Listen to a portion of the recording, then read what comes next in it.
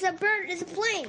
It's Superman. This is Dan Durgan. This is Jason J. Lewis, the voice of Superman on Justice League Action. This is Mark Wade, writer of Superman Birthright. And you're listening to the Krypton Report.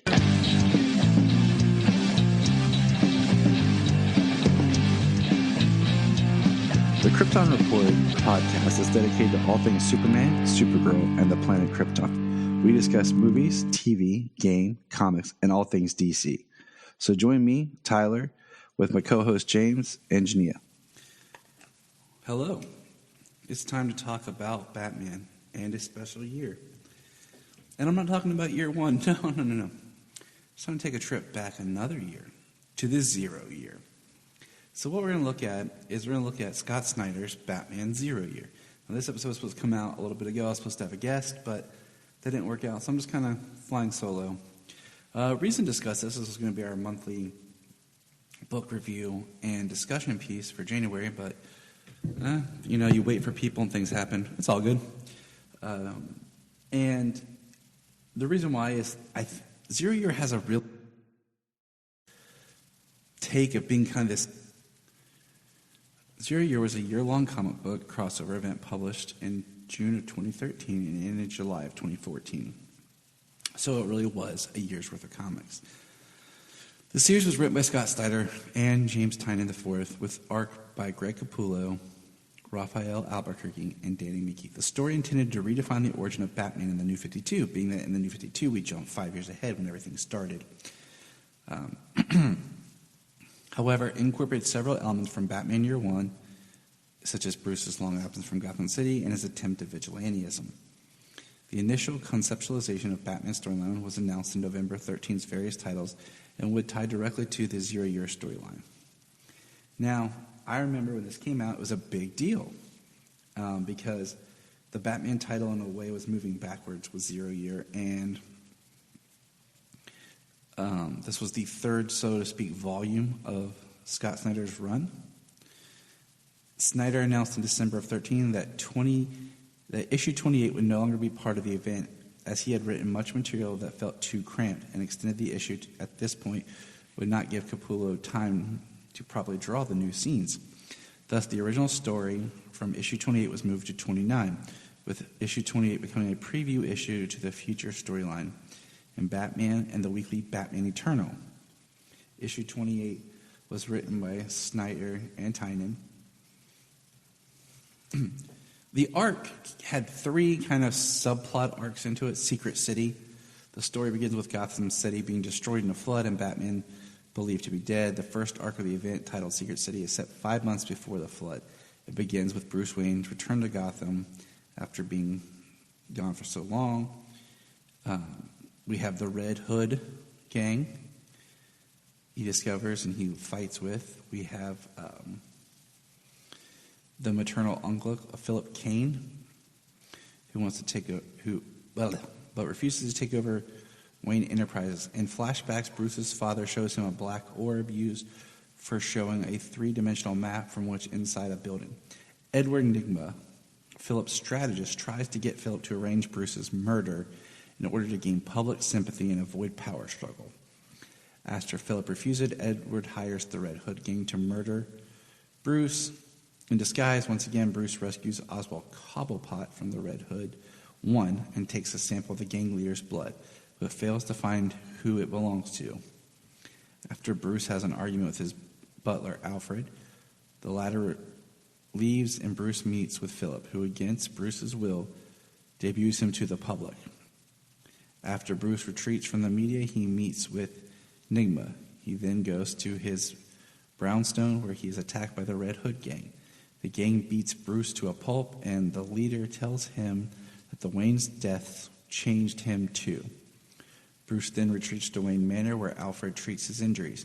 Using the camera orb, Bruce finds the cave of bats he fell into as a child. Bruce finds his destiny as the orb falls and breaks. Interesting, right? This was a big deal when it came out, and I bought this as single issues, and I enjoyed it. And it had tie-ins, and we'll run through those, and what kind of the legacy of this is. So, all right, let's go into Dark City. Dark City was the second arc. And this was about Bruce's first months as Batman. His partnership with Sergeant Gordon as he tries to capture Red Hood 1, but the masked criminal escapes by jumping to a vat of chemicals.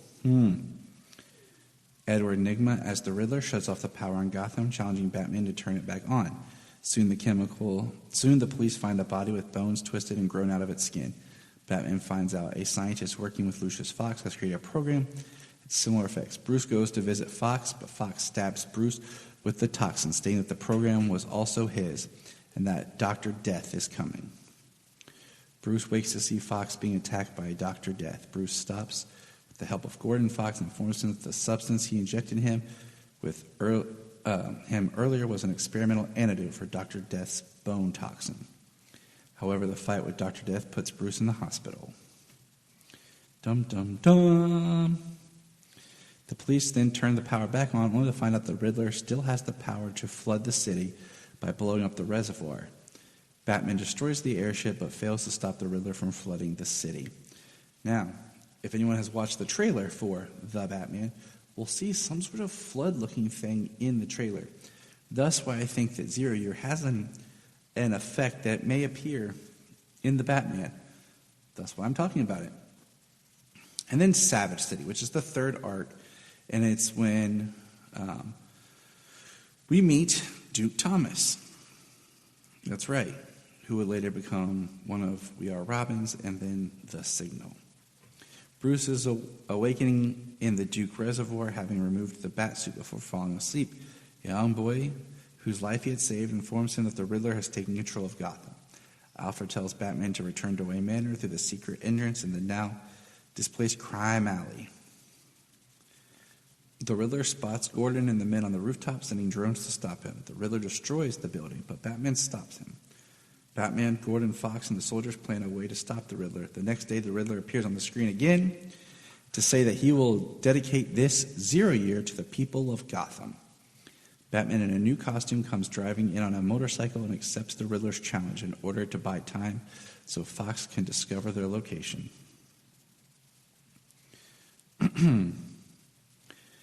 And let's see, Gordon creates the bat signal.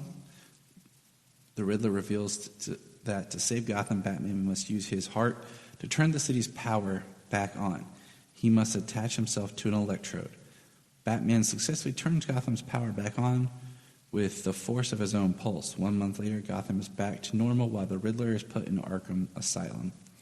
Bruce gets a visit from Julie Madison, an old flame, and Alfred tells him he has two choices: lead a normal life as Bruce Wayne or protect Gotham as Batman.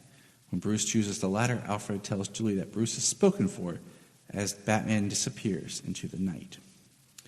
As stated, the titles is Batman 21 through 27, 29 through 33.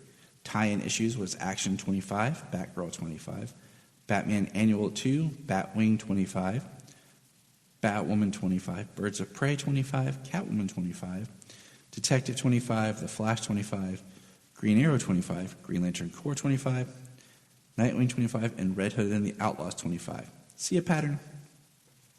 Now, in other media and parts that this story has really kind of hit it is parts of the storyline were adapted for the fifth and final season of the television series Gotham, which I feel also kind of partners with like more of a no man's land, more than a Zero Year, but it works in Gotham being it's a pre-Batman story.